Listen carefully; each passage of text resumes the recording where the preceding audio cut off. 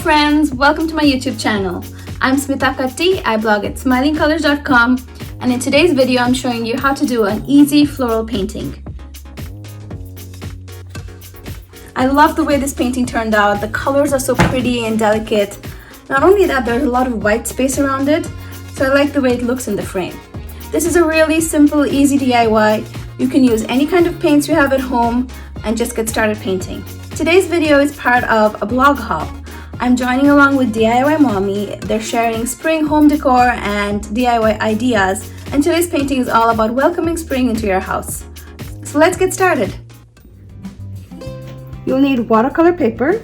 The size I'm using today is 11 by 15 inches, and this is a thick paper. This is 140-pound paper. You'll also need a pencil, a good eraser, paints. I'm using gouache paints today, and these are just the basic colors. I'll mix my colors as I go. Paint brushes, I will most probably use the number 6 and the fine, either the 1 or 2 number. I have a sketch in my sketchbook. I'm going to keep this on the side. You can grab the free printable that I have on my blog right now and trace it or just copy it onto your watercolor paper. Using a pencil or a mechanical pencil, lightly sketch out the shape of your flower onto the paper. Take time here to erase your lines, make sure they're perfect and you like how everything looks before you even commit to the paint.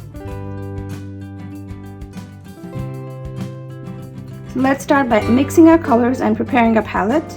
I've added some white, yellow ochre, some burnt sienna, crimson red, viridian, and just a touch of some lamp black. I will start here with the number 6 round paintbrush. I think that's a good size for the flower petals that I have. So to begin, I'm going to dip my brush in water and I'm going to create a pink color. I'm going to take a part of white and some red. I'm just mixing it very little, and you can see there's a striation or stripiness of color. I'm going to leave it like that, take my paintbrush and start painting the flower.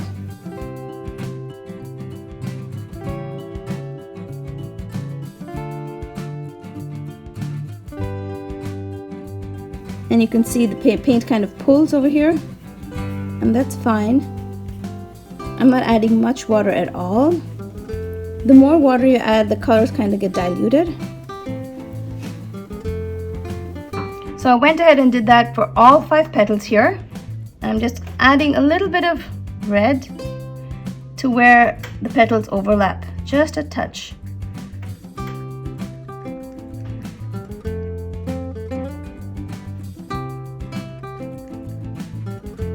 So that is our first flower. We're going to let that dry and move on to the little bud that we have over there. I'm going to mix a little bit more crimson into the pink that we have, and use this color to paint just the back petals.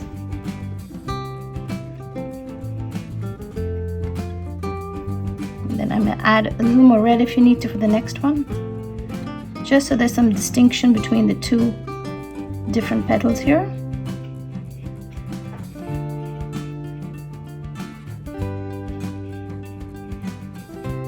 Mixing in some white now, and let's paint the front petals.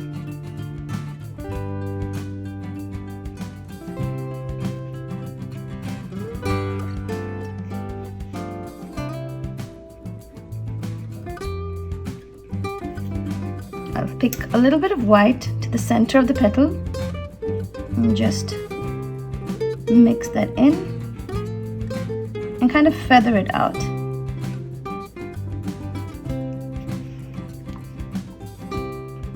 You can also do that for the back if you want. Pick a little more red and give some more details to it. You don't want the whole petal to be just one tone. And that's it.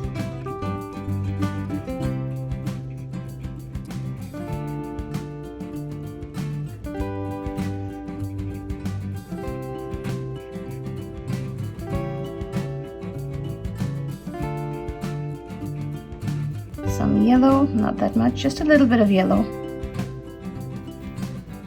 beautiful.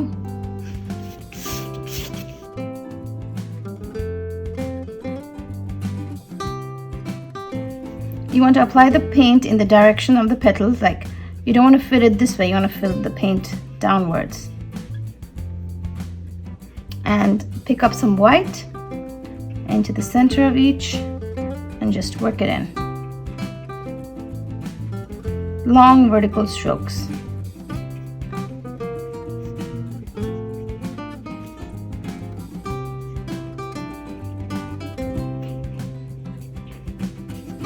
And time for some green. Take the viridian over here with some of this yellow that we mixed. Definitely more yellow. This is the yellow ochre. Add a little bit of white. Start at the tip and then press down. Start at the tip and press down again.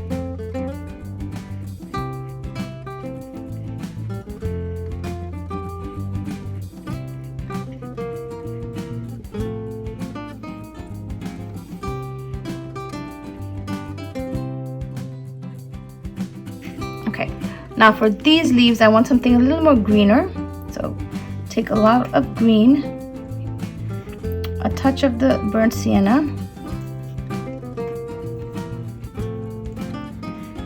and some white.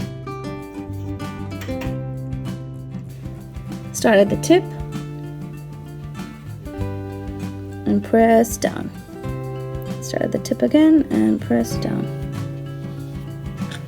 With my smaller number 4 brush and a little bit of a darker brown, I'll just add the little calyx to the pink flower bud.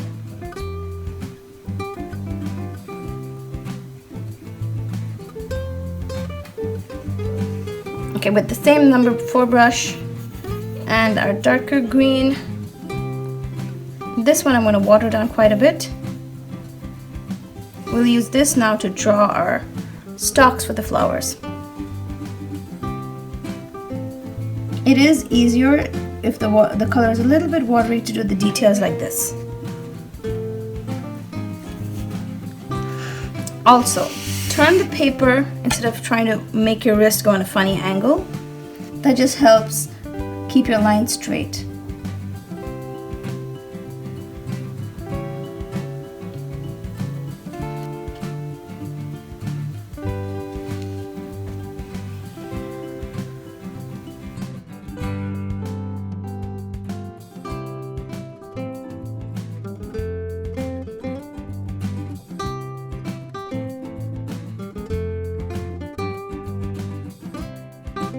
Thanks so much for spending some crafty time with me today, friends.